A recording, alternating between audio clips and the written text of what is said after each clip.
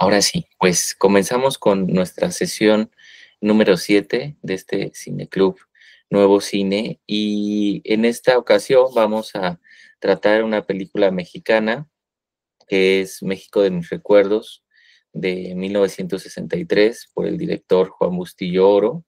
Es una película que se trata de un remake por parte del mismo Juan Bustillo Oro a una película de sí mismo 20 años atrás, ¿no? Exactamente 20 años antes.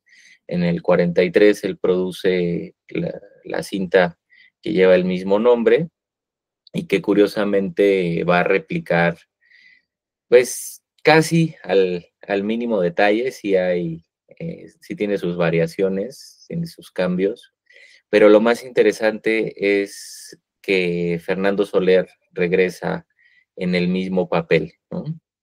Esta película, el maestro Jorge Ayala Blanco la cataloga en una especie rara, ¿no? Que él llama la añoranza porfiriana y que precisamente son películas que va a encabezar este director, ¿no? Que él mismo es un subgénero, una variante que él mismo va a inaugurar en tiempos de Don Porfirio, en el 39, y que va a continuar, ¿no? Porque es un género que evoca una época en particular. Hablamos de un cine de época en el que lucen grandes valores de producción, principalmente a partir de la dirección de arte, la escenografía, los vestuarios, los peinados.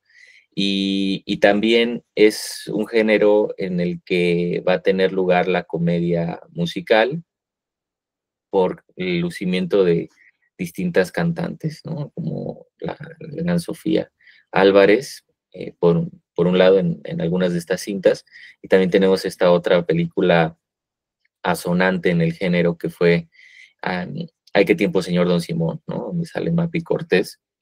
Muchas de estas películas en donde también aparece en un papel muy particular, ¿no? Un viejo casi rabo verde, Joaquín Pardavé, y que también lo tenemos aquí en México de mis recuerdos en la primera versión, en el papel de don Susanito de Peñafiel y Somellera, ¿no? Que aquí en el remake, pues ya no estará, pero justo el que sí volvemos a ver es a Fernando Soler, ¿no? Es una película bueno, ya a color, sí hace gala de toda esta época que en su momento, en la época de oro, retrató Juan Bustillo Oro, que pues es esta época porfiriana, esta Belle Époque mexicana, afrancesada, burguesada, que él recuerda muy a manera de capricho, ¿no? Es interesante también el trabajo de la memoria por la crítica que se le va a hacer, ¿no? Que ahorita platicamos más respecto a eso. Eh, no solamente a la película, cualquiera de sus versiones, sino en general al cine de Bustillo Oro. No obstante, pues sí, es una gala, ¿no? De producción, de elementos de producción que hay en la época, una época, pues, como ya hemos platicado desde que empezamos nuestro cineclub en 1962, pues son años difíciles, ¿no? Para la industria, especialmente ya los años 60 es una época de decaimiento, pero también es una época en la que empiezan a tratar de relucir algunas, ¿cómo llamarle? Como, bueno, algunas películas que tratan de dar otra cuenta del cine mexicano, aún con los medianos recursos que se poseen. Y Bustillo, al tratarse de un director veterano, pues se le da el privilegio, ¿no? De filmar con tantísimos recursos de producción, pese a las carencias que tiene la época, ¿no? Época en la que, pues, de hecho, está interrumpida la ceremonia del Premio Ariel, no se recupera hasta el 71, ¿no? Entonces, bueno, pues es como preámbulo. Ahora sí, cuéntenme, ¿quién la vio? José Luis. Nada más quería preguntar si está coloreada o se hizo a colores. No, ese se hizo a color. El remake se hizo a color. Ah, ok. Sí, sí. A ver, cuéntenme, ¿qué les pareció? Mira, a mí, perdón, Sí, sí, sí. No, a mí en lo particular, no me gustó mucho la del 63. Se me hizo, yo los números musicales los adelantaba. Sí, no se me hizo, vaya, no es de mi gusto. También vi la anterior, la del 43. La del 43 se me hizo excelente, o sea, me gustó mucho. sí, Inclusive me gustó mucho el papel que hace Pardavé. Y sí, acá donde lo hace Mantequilla, ya no me dio, no empaticé, vaya, con él. Además, la primera se me hace, digo, a lo mejor estoy equivocado, ¿verdad? Pero se me hace la producción muy, muy padre, la del sí, 43, y la del 63 ya no tanto. Inclusive los diálogos en la del 63 no me gustaron mucho, y en la del 43 se me hicieron muy buenos, o sea, no sé, o sea, me quedó la duda porque yo la empecé a ver y luego dije, bueno, esta película no es muy buena, a mi parecer, ¿verdad? La del 63. sí. Luego ya busqué y encontré la del 43, pero vi las dos. Ujú. Mm, pues no sé, o sea, te digo, o sea, a mí en lo particular me gustó muchísimo la del 43, la del 63 no tanto. Sí, sí, qué bueno que las viste las dos, porque pues sí, es que sí es inevitable compararlas, ¿no? Y en cuanto, bueno, no, ahorita revisamos muchos aspectos, pero ahorita este que me viene más a la mente, que mencionas de los diálogos, muchos diálogos, digo, algunos sí cambian, pero muchos otros son casi iguales. No obstante, lo que sí hace la diferencia es la interpretación. Totalmente, ¿no? O sea, digo, tan solo en este personaje de Don Susanito, o sea, de Joaquín Pardavé a ¿cómo Fernando Soto, sí es otra cosa, ¿no? O sea, no da la talla. No da la talla Fernando Soto al nivel que se podía sostener en las interpretaciones de la época de oro, ¿no? O sea, realmente en este remake, pues los únicos que están al nivel, pues Fernando Soler porque él se reinterpreta, pero aún así en la reinterpretación hay una pérdida de algo, además, pues claro, de la misma edad, que pues son 20 años, ¿no? Y por otro lado, y me refiero a la edad por el papel, ¿no? O sea, porque pues es el mismo papel, pero pues, con 20 años de diferencia. Y por otro lado, pues Andrea Palma, que, que curiosamente ahí el papel que creo yo le hubiera correspondido, pues es el no la tía Cuca, que fue el que le dieron, sino no me acuerdo el nombre del personaje, pero la tía más cercana, ¿no? O sea, directa al personaje de Pablo, que en la del 43 fue interpretado por Mimi Derba, ¿no? Entonces creo que había ahí un papel que le correspondía más. De todas maneras lo hace bien, pues es Andrea Palma, pero son los únicos dos que están a nivel. No se diga Porfirio Díaz, ¿no? Está muy acartonado. Sí, pues ya es. La película sí es una caricatura, muy caricaturesca de la versión original, ¿no? Sí, José Luis. No, sí, estoy de acuerdo. O sea, inclusive se ve los diálogos así como muy teatrales, o sea, como que los están imponiendo para que nos demos cuenta. Parece inclusive la del 63 como una película que está hecha para alguien que ya vio la película original. No sé, esa sensación me dio. No, no. Sí, había ahí pues, un tema de poder abrazar los recursos de producción de esta época y de este género que tanto realizó Juan Bustillo, pero que pudieran lucir a partir del color, ¿no? O sea, que es lo que quizás pues Juan Bustillo buscaba más, ¿no? O sea, hay grandes referentes, digo, entre las cosas buenas que podemos decir de la película, pues hay muchos referentes en la realización, al cine de Powell y Pressburg, ¿no? O sea, las zapatillas rojas, a este cine musical norteamericano, que pues sí, o sea, Juan Bustillo es pues es un director con una técnica increíble, lo sabe manejar muy bien. No obstante, pues sí es, o sea, creo que lo más interesante apuntar, precisamente a partir de este tema que ahorita tocamos con los diálogos, es que sí, no solo era la dirección de actores en la época de oro, o sea, sí es la misma interpretación de los actores de esta época la que reluce bastante por el gran nivel que poseía pues todo este Star System, ¿no? Todo este sistema de estrellas de la época de oro mexicano, y que aquí, por el contrario, pues ya vemos la carencia de ese nivel actoral, porque al final pues son diálogos, digo, son muy similares, o sea, algunos puedan cambiar, pero la realidad es que el diálogo es casi el mismo, y al final son diálogos propios de un género de la comedia melodramática, ¿no? No obstante, es la interpretación la que hace la diferencia, a mi parecer, abismal, ¿no? Entre una película y otra. Creo que más es en los personajes de Don Susanito y Pablo, en donde, porque Joaquín Cordero, por otro lado, no es un mal actor, ¿no? No es un mal actor, pero también es un actor que a mi parecer sí sabía bien en qué películas esforzarse, en cuáles no, ¿no? Y aquí claramente se ve que pues, era una película para él de encargo totalmente, ¿no? O sea, no hacía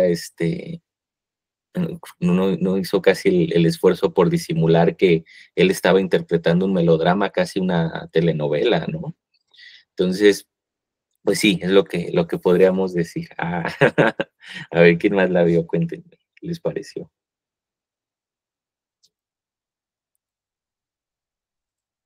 Joana. Hola, buenos días. Bueno, yo no he visto la versión anterior, pero creo que considero que a veces las películas que están en blanco y negro logran un impacto diferente a la persona que está viendo la película, a una película a color. Entonces yo creo que las películas en blanco y negro tienden a ser un poco más, eh, a lo mejor como es visualmente en dos colores, pues te impacta más o errores que puedan tener los actores en cuanto a la interpretación. Yo pienso que a lo mejor no se ven tanto como una película a color, ¿no? Porque en una película a color te tienes que esforzar más por el vestuario, por el maquillaje e incluso pues también las expresiones de los actores, ¿no? Tienen que estar más finas. Entonces, bueno, en lo personal, la trama tampoco me gustó mucho, que digamos, porque dije, a final de cuentas, ¿quién era el antagonista? Yo creo que a lo mejor era el tal Susanito. Sí, la verdad, el papel que le pusieron o cómo caracterizaron a Porfirio Díaz, pues sí estaba un poco extraño. Yo creo que exageraron un poco Sí, en o sea, yo creo que nada que ver con su personalidad, ¿no? Entonces, a lo mejor, pues la intención del director era más, como menciona, ¿no? Hacer una comedia. Entonces, porque completamente, pues yo creo que no tiene nada que ver con su caracterización. Y bueno, también me quedó la duda si realmente está basada en el hecho de que el artista, bueno, sí le compuso la melodía a su esposa Carmen. Esa sí tenía duda, no lo sé. Y, no, ¿no? bueno, sí, ¿Eso dime, fue dime. parte de la trama? Pues es ficticio, pero la melodía es de Juventino Rosas. Ah, ok. Sí, es un compositor de talla, tanto el que es la misma melodía, ¿no? Para las dos versiones, pues es como un homenaje, ¿no? Al compositor, pero ya en la ficción, pues es, es ficcionalizado, ¿no? Por el personaje Ujú. de Chucho, ¿no? Y todo eso. Perdón, te interrumpí, Joana. No, bueno, de ahí los números, pues a lo mejor les faltó un poquito de más como emotividad, pero en lo particular a mí me recordaron igual una melodía de la flauta, que también una mujer que hace su voz así súper aguda. Eso yo creo que tengo que reconocer que para ese tiempo, no sé, bueno, no sé qué tan avanzados hayan estado en los números, pero yo creo que fue un elemento positivo de la película. El hecho de que, bueno, ya había escuchado antes que mucho en la época de oro lo que tendían a hacer era la musicalización, ¿no? En las películas mexicanas, como esa mezcla entre comedia y números musicales. Entonces yo creo que aquí también lo respetaron, solo que yo creo que los números musicales, pues sí, no siempre es como del agrado de toda la gente, ¿no? Porque sí es complicado apreciar ese tipo de música. Digo, a mí también de repente me aburría un poco, pero sí los vi todos. Yo creo que bueno, es gusto de cada quien, es respetable. Y el final, pues yo creo que sí, tiene más que nada que ver por la interpretación, ¿no? Cómo caracterizaron a los personajes, como que no te causa esa sensación de nostalgia hacia México de esos años. Sí. Entonces, y bueno, al final de cuentas, cuando se va Porfirio Díaz, pues realmente la gente que lo seguía, pues era gente de élite, ¿no? Ahí evidentemente se ve cuando se despide, se sube al barco y pues toda la gente era de élite, ¿no? Que lo consideraba, ¿no? Más el pueblo, pues no lo quería. Entonces, no lo sé. Si me agradó o no me agradó, yo creo que sí tiene cosas positivas, la verdad, pero sí hay otros pequeños detalles. Sí, sí, es que justo es la caricaturización de, incluso de sí mismo, la que yo creo que le jugó muy mal a Juan Bustillo Oro. Digo, porque esta es otra de las circunstancias, ¿no? O sea, el cine Bustillo Oro, desde el de la época de oro, es un cine que es ambiguo para la crítica cinematográfica en su sentido de crítica social, porque pues él llegaba a hablar, ¿no? De que pues trataba de construir una crítica de la doble moral desde inicios del siglo XX, en la época porfiriana. No obstante, es, pues, pues es como contradictoria la misma puesta en escena, porque parece una apología, ¿no? A la época, o cuando menos si no a Porfirio Díaz, sí a la burguesía, porque en la primera película, pues se medio deja ahí como una pequeña postura de ambivalencia ante la candidatura de Porfirio Díaz, bueno, candidatura y dictadura de Porfirio Díaz, y en esta versión del 63 ya es más marcada, ¿no? El rechazo a la dictadura. No obstante, o sea, no parece haber un rechazo a esta burguesía, al contrario, ¿no? Eso es algo que siempre se vio reflejado en el cine de Juan Bustillo Oro, y pues precisamente directores como Julio Bracho, pues sí tomaban otra postura, ¿no? Y como lo hace Bracho en Ay, qué tiempo, señor Don Simón, de verdaderamente construir una sátira crítica, ¿no? A esa doble moral y esos valores burgueses, casi como enseñándole a Bustillo Oro cómo se hace una crítica social, ¿no? Alejandro Galindo también lo hacía, y Bustillo Oro no, o sea, parece siempre apegado a esos valores en extremo conservadores, pero ya en el remake pues ya parece pues casi una burla, como muy irónica, muy cínica de sí misma, quizás sin caer en el ofensivo, claro, ¿no? Pero sí parece, ¿no? Como mucha caricaturización de estos elementos que, por ejemplo, en la original, ahorita que comentas, ¿no? La salida de Porfirio Díaz del país, pues es tomada del archivo de Salvador Toscano, las imágenes, ¿no? O sea, y digo, también Porfirio Díaz es interpretado, y tampoco es la mejor interpretación, pero es mucho mejor que la de uno de los Reynoso, ¿no? Que es la que lo hace aquí en la del 63. Es David, creo, ¿no? David Reynoso. En la del 43 es Antonio Fraustro, y sí, tampoco es la mejor interpretación de Porfirio Díaz, pero bueno, ¿no? O sea, sí también es radical la diferencia entre uno y otro. Y aunque pues tenemos también una caracterización del personaje histórico, no obstante, en esa escena en la que se va, sí emplea el archivo documental de Toscano, ¿no? Ahí también, digo que aquí era claro imposible, ¿no? Porque pues aquí ya la película era color, y había que, como dices, ¿no? Hacer gala de pues, todos estos artilugios plásticos, ¿no? La escenografía, etcétera, que sí parece que es en lo que le dio más enfoque, porque hay un gran descuido en lo demás, ¿no? No te iba a comentar otra cosa. Bueno, a ver, ahorita me va llegando. José Luis. Nada más quería comentar, sí concuerdo con Joana, es cierto eso de por ejemplo, la película, la primera, que está en blanco y negro, Entonces se me hizo superior 1000 veces la fotografía, pero comparada con la 63, pero ya después estaba yo dudoso porque la del 63 efectivamente es en color, y comparándola con la que es en blanco y negro, pues había ahí pesaba más la de blanco y negro. Claro. Esa es una. Y la otra es que no logró mucho el rollo de la añoranza, porque en la primera sí hay imágenes del México que platican al principio, o sea, y ponen imágenes de cómo era México. Entonces como que se logra más ese tipo de añoranza. En la 63 no los hay. O sea, ya entran directamente con Porfirio Díaz. Nada más. Sí, no, hasta parece una traición, ¿no? Al género que él mismo inauguró, ¿no? Aunque no haya sido él el que lo llamara de esa manera, quien le da ese nombre es Jorge Ayala Blanco, pero pues sí es un género, es un tono pues que realmente él se trató del director base para cubrir esas obras, ¿no?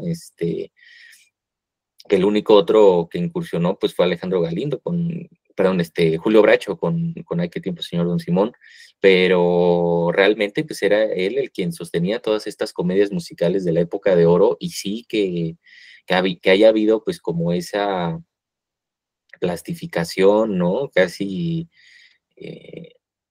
pues sí, como dices, ¿no? Cancelación nostálgica, pues fue curioso, ¿no? Fue decisiones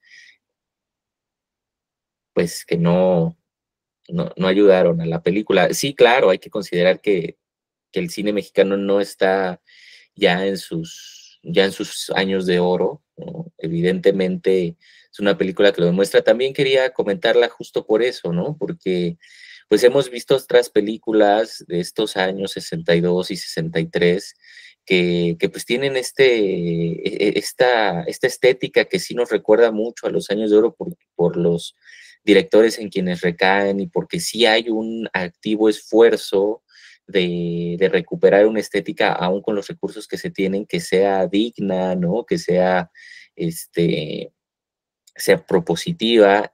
Pero México de mis recuerdos la seleccioné en primer lugar porque pues, me parece que el cine de época siempre es muy atinado a la época navideña, aunque no se trata en general de una época navideña en la ficción, pero pues como que siempre una producción de época nos remiten los colores, etcétera, ¿no?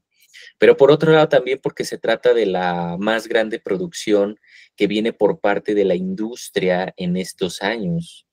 Bueno, en este año en específico, o sea, esta es la producción más costosa del 63, que viene de iniciativa privada y que pues solo confiaban, ¿no? En el remake que podía haber hecho Juan Bustillo Oro, ahora sí que a su propia película, y no obstante, pues sigue reflejando estas carencias, decaimiento que tiene la industria, ¿no?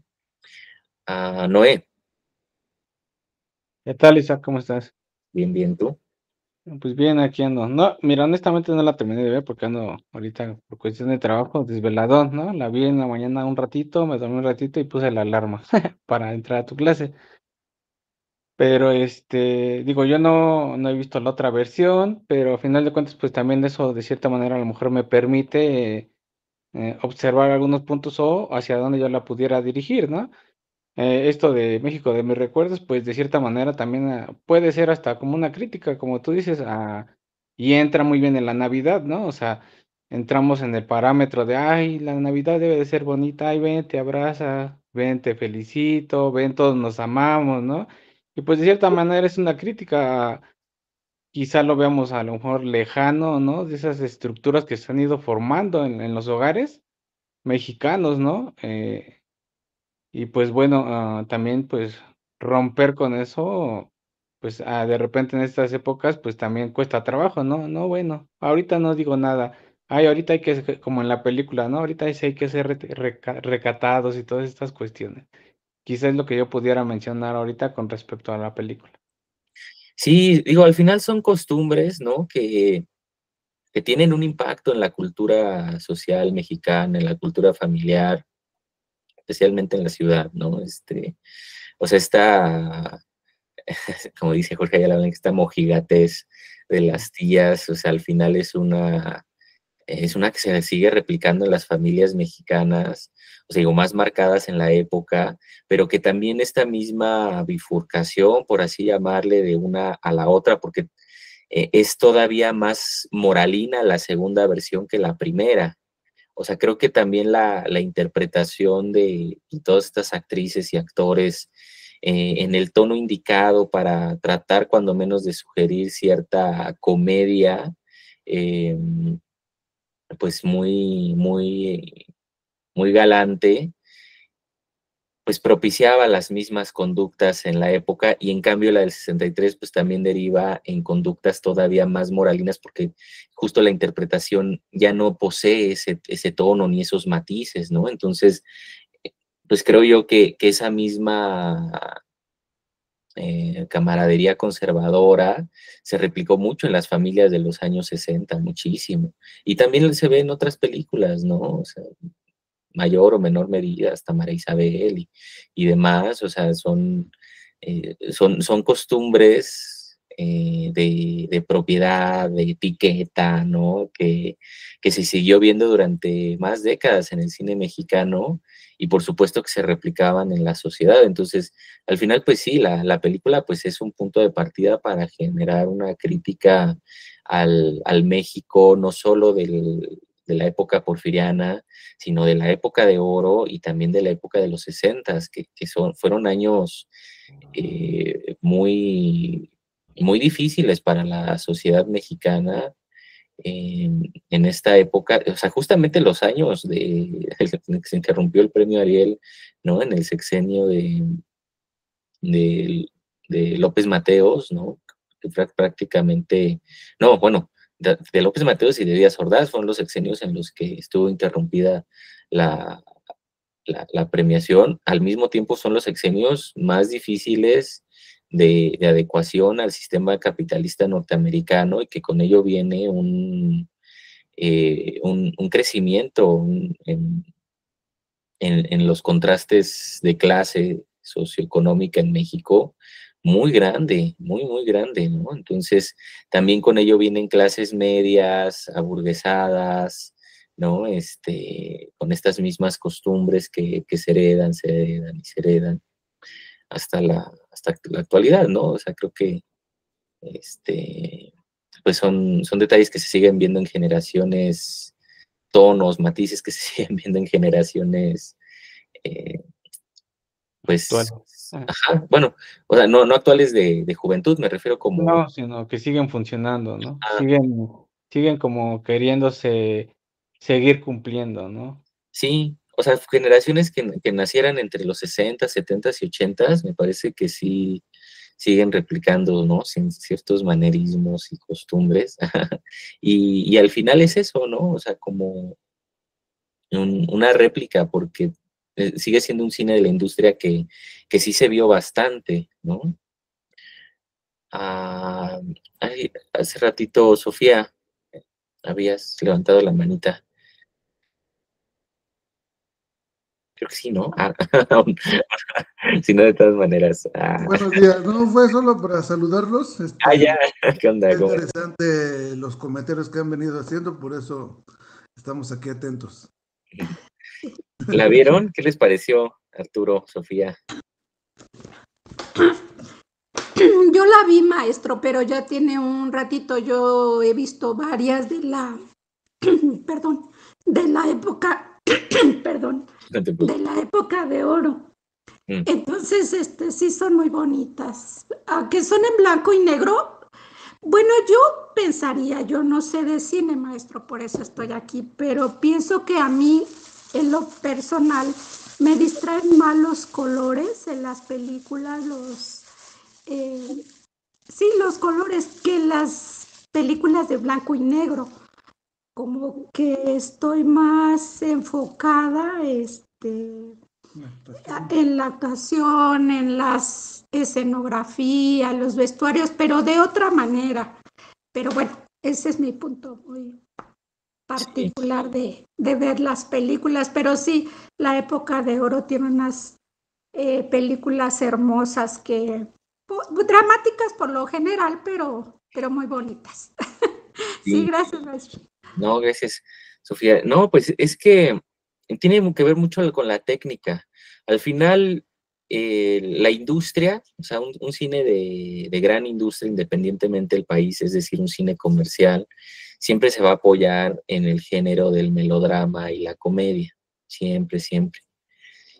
Pero aun cuando pues podamos hacer una crítica social respecto a qué ideologías dirige ese tipo de géneros dramáticos en el cine, que evidentemente pues tras la Segunda Guerra Mundial pues siempre va a ser una ideología de consumo, pero aún anterior a ello pues es a un control de masas siempre. No obstante, de todas maneras hay buena y mala técnica en esos mismos géneros. Y justo la época de oro, pues es una época en la que relucía una técnica, pues que casi podríamos llamar sublime, ¿no? Pese a que esos géneros se trataran, incluso en donde había directores que aun cuando eran películas de encargo, películas de género, pues su habilidad permitía introducir, por más sutil que fuera, pues cierta crítica social, ¿no? Como en efecto era el trabajo de Julio Bracho y Alejandro Galindo, que sí eran directores totalmente de la industria, ¿no? Totalmente comerciales. Luego también Ismael Rodríguez pues ya empieza a hacerlo, pero en los primeros años de su dupla con Pedro Infante, pues no, o sea, son películas, o sea, ahora sí que son melodramas complacientes, ¿no? Que romantizan este contraste entre estratos sociales, etcétera, como mucho del cine de esta época, pero lo que sí es que con una técnica pues, magistral, ¿no? Sí, claro que hace una diferencia el color, ¿no? En contraste al blanco y negro, pero también es pues la misma técnica fotográfica, la misma técnica plástica por parte de los decoradores.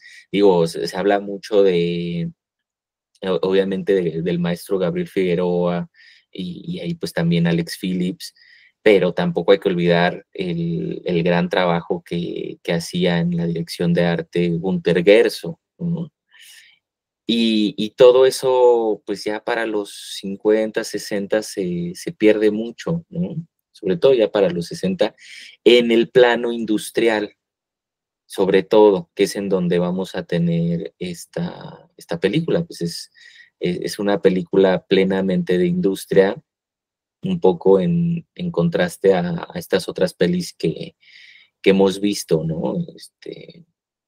Con Johnny García Scott, ¿no? Luis Alcoriza, que algunas son películas que están como en el inter, ¿no? O sea, también también las produce una industria, pero que tienen, o sea, los mismos directores tienen una naturaleza y estética y una libertad creativa más marcada.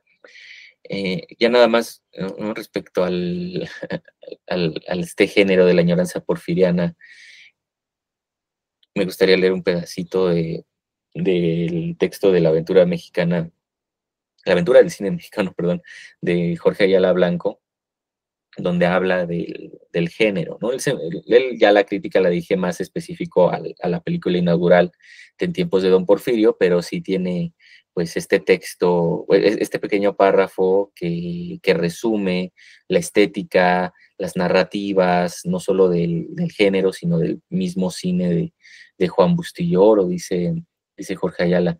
Todo lo que muestra Bustillo Oro en sus apacibles delirios se cubre con una pátina que resguarda, sean muebles, cuadros, indumentarias y objetos o rancias costumbres, modales afrancesados, suspiros, exagerada indignación ante la osadía cortesana, presunción, mojigatería ambivalente, lucimiento de la postura masculina, femenil recato, localidades agotadas para el debut de la revista escénica, ya que va a cantar provocativamente Sofía Álvarez, la reina de la opereta, por supuesto, ceños fruncidos, risillas nerviosas, miradas de soslayo, saludos reverenciales con el sombrero en la mano, sacrificios morales, bromas, chistes previsibles de la momisa, réplicas humorísticamente retorcidas, pirotecnia de palabras, aventuras galantes, cosquilleo de las corvas, veladas poético-musicales, art nouveau disuelto en cursilería incauta, dedicatorias meditadas con nonchalance. En el centro de estos placeres convencionales reina la donosura, la exquisitez obsequiosa, el ingenio verbal, el desplazamiento sobre fieltros, la pulcritud atmosférica, el cuento de hadas en pospretérito, el folletín que no llega a ofender a las señoritas docentes. Todo induciría a pensar que el paraíso perdido, a una sola generación de distancia, sería el horizonte inalcanzable, la erección de una elevada teoría del juego. Entonces, siempre es fascinante, ¿no? La retórica de Jorge Ayala Blanco para al mismo tiempo alabar los recursos que son dignos de destacar, así como también de mencionar, ¿no? Pues todas las carencias, la falta de crítica, ¿no? Esto muy marcado en el cine de Bustillo Oro, que pues justo siempre generaba esta percepción ambigua, ¿no? Y bueno, ¿nos quieren comentar algo más antes de cerrar? Joana. Sí, bueno, yo creo que un aspecto positivo de la película fue mucho su vestuario, la verdad, y pienso que tiene que ver mucho con la llegada del cine a color. Yo creo que a lo mejor perdieron parte de cuidar esa, ¿cómo usted lo menciona? Como eh, esa forma de tratar antes en las películas en blanco y negro, en la trama o a lo mejor en las actuaciones, porque con el blanco y con las películas a color, pues evidentemente también tenían que cuidar mucho la estética visual, o sea, tratar de que, por ejemplo, en la película sí observé que cuidaron mucho eso, los vestuarios, los colores, los trajes de los hombres, incluso los vestuarios de la chica, ¿no? Y entonces yo creo que a veces cuando te enfocas más en otros elementos que antes no tenías, de repente pierdes calidad en tu producto, ¿no? Porque ahora ya son más elementos que tienes que cuidar en las películas, ¿no? Ahora también ya no nada más es la actuación, la trama, sino también es la estética.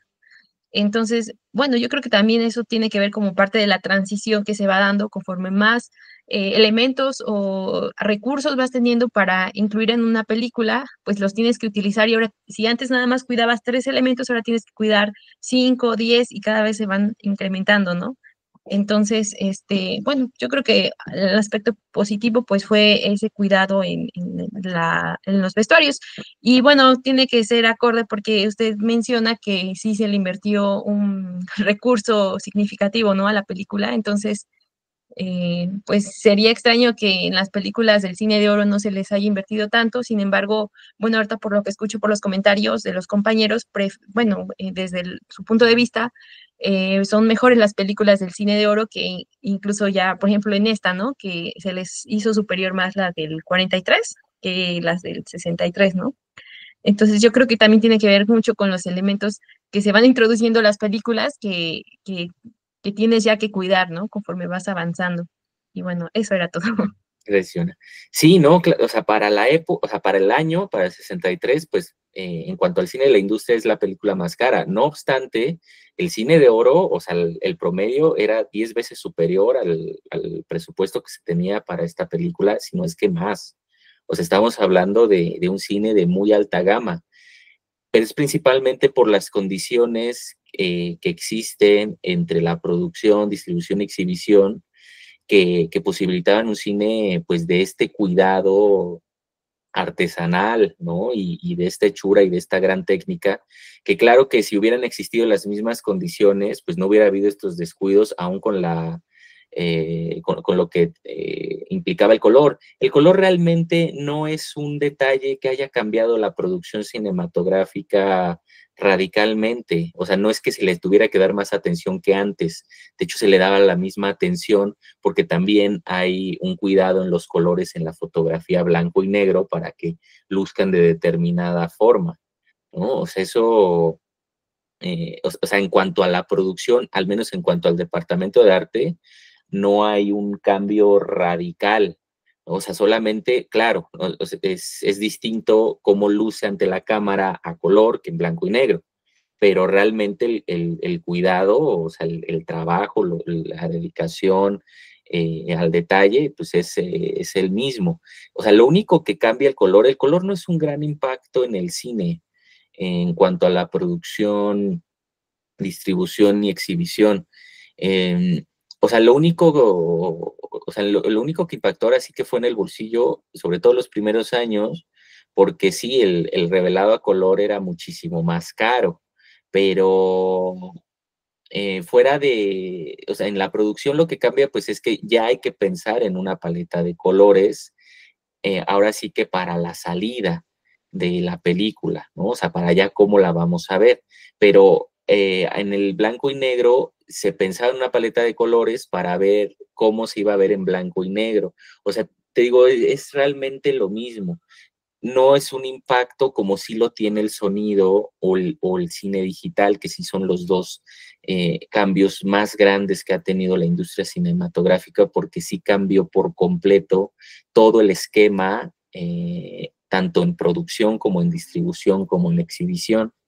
Y el color realmente, pues no. O sea, digo, los primeros años, te digo, sí era un reto porque era muy caro, porque pues también, o sea, el revelado, también había que tener un proyector especial, pero conforme entre los 40, finales de los 30 y finales de los 50, pues los costos se van abaratando, pues ya es por eso que para los 60 ya todo el cine se vuelve en color, pero no, justo, no fue un impacto tan... Aquí en México ya se habían hecho algunas películas a color, Fernando de Fuentes en los 40, pero precisamente, o sea, fue porque era la super época de oro, ¿no?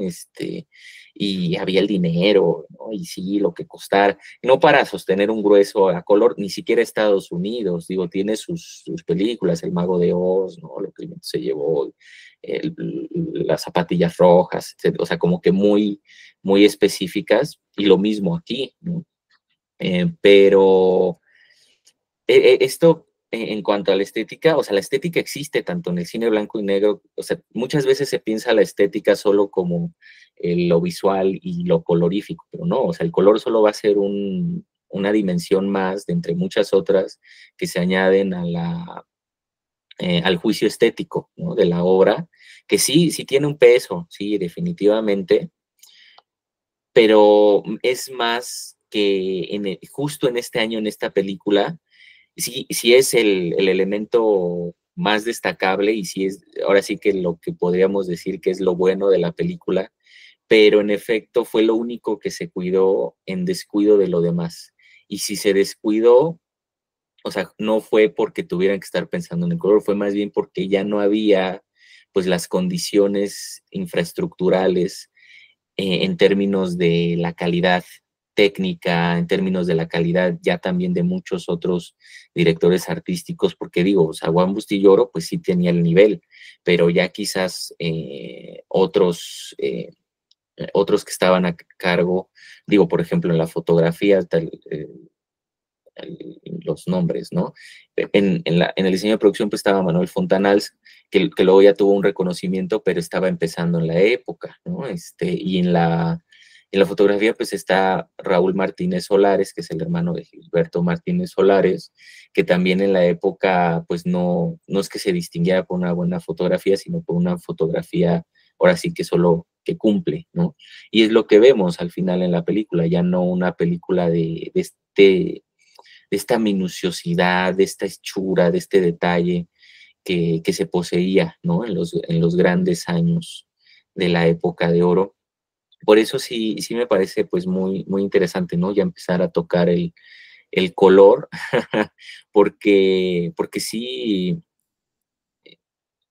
cambia la perspectiva de la gente, ¿no? O sea, totalmente ya para los años 60, en la televisión, en el cine, y pues sí era algo que se le apostaba, pero vemos que en detrimento de lo demás, ¿no? Entonces, pues es ahí en donde podríamos nosotros marcar la crítica más neutra, ¿no? posible de la película. Sofía.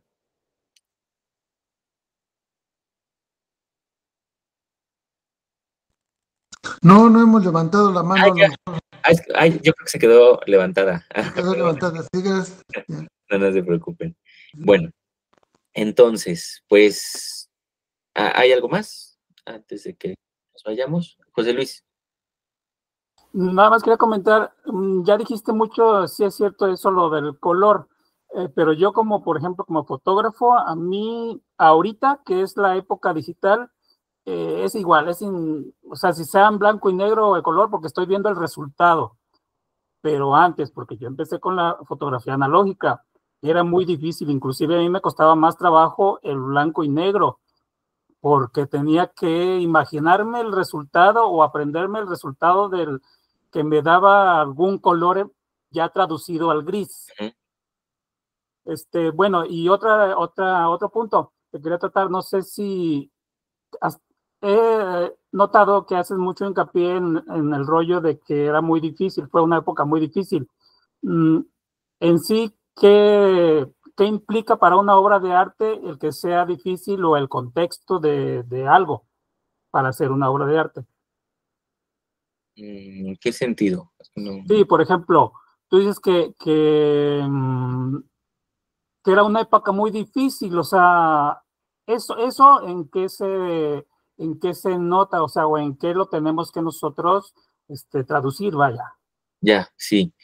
Pues en el detrimento de la calidad técnica del grueso de las obras de la industria. O sea, cuando hablo de una época muy difícil, es una época muy difícil para la infraestructura propia de la industria cinematográfica mexicana, porque pues son años de que la industria sufre mucho a partir de decisiones y de situaciones internas y externas, que pues fue justo lo que terminaron con la época de oro, ¿no? O sea, lo que realmente impactó la época de oro, pues fue todo este decaimiento que bueno, ¿no? O sea, todo esto inicia desde el sexenio de Miguel Alemán en el 45, que sí, es un sexenio en el que todavía no se percibe tanto porque todavía hay bastantes logros, todavía hay un grueso de la industria que se sostiene bastante, pero sí es el sexenio en el que ya empieza a disminuir los promedios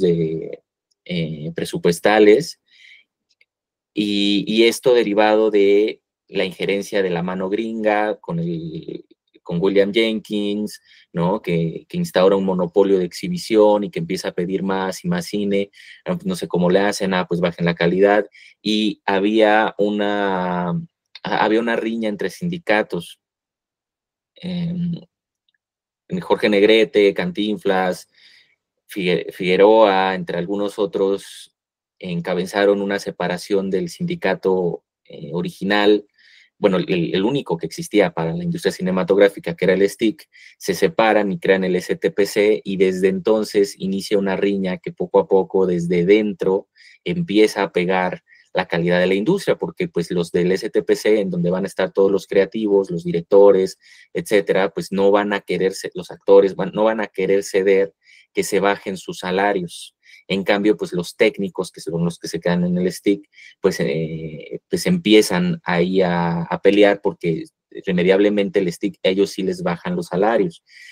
Y como los creativos no querían bajar tanto, lo primero en lo que pega la calidad, lo primero en lo que pega el impacto de esta alta demanda que exige la exhibición es en la calidad de las obras, cuando la única manera que se encuentra para bajar los presupuestos y no reducir los salarios, tanto en un inicio, es bajar los tiempos de producción.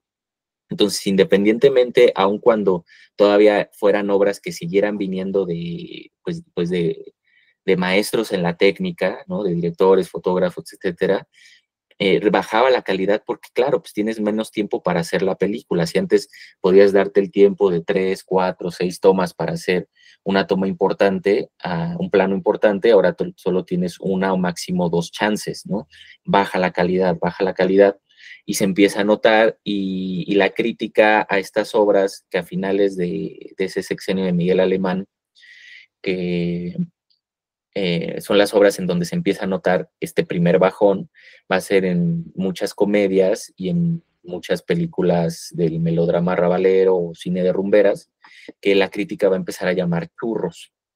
Entonces, ese adjetivo va a empezar a sonar mucho, pues, en el público mexicano, y pues ya también en cuanto se empezaba a notar un bajón así, pues le van a empezar a llamar de esa manera.